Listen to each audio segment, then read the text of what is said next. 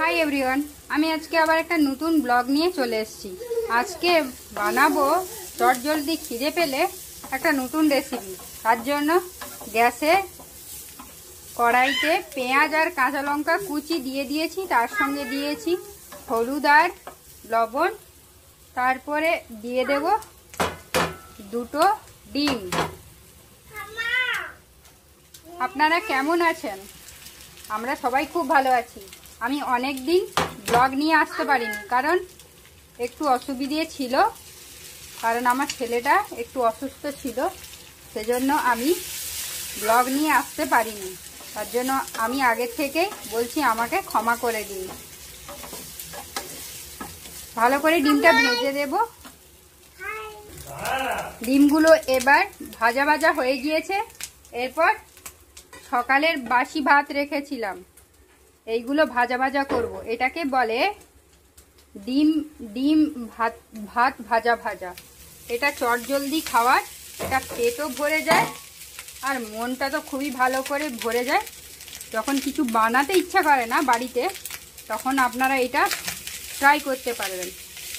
তাড়াতাড়ি হয়েও যাবে, আবার কম পরিশ্রমে, আর খেতেও খুব সুস্বাদু হয়। আপনারা এইভাবে খেয়ে বাড়িতে বানাবেন, বানিয়ে খেয়ে আমাকে কমেন্ট বক্সে জানাবেন কেমন হয়েছে। ভালো লাগলে, আমার রান্নাগুলো যদি আপনাদের ভালো লাগছে, তাহলে আপনারা আমাকে লাইক কমেন্ট করে আমাকে উৎসাহ দেবেন। আর কোথায় কি ভুল হচ্ছে সেগুলো আমাকে কমেন্ট বক্সে জানাবেন, যে ভুলগুলো আমি পরে শুধরে নেব। আর যারা নতুন, তারা আমার চ্যানেলটাকে আজকেই দেখছো, তারা আমার চ্যানেলটাকে সাবস্ক্রাইব করে আমার ভিডিওতে লাইক করে পাশে নোটিফিকেশনটা অন করে দেবেন। সবাই ভালো থাকবেন। শুভরাত্রি।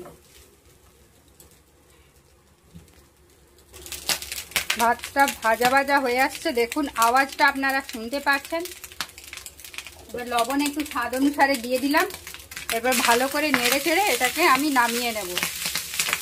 আপনারাও এইভাবে বানিয়ে খাবেন বাড়িতে, খুবই ভালো টেস্টি, খেতেও খুব ভালো।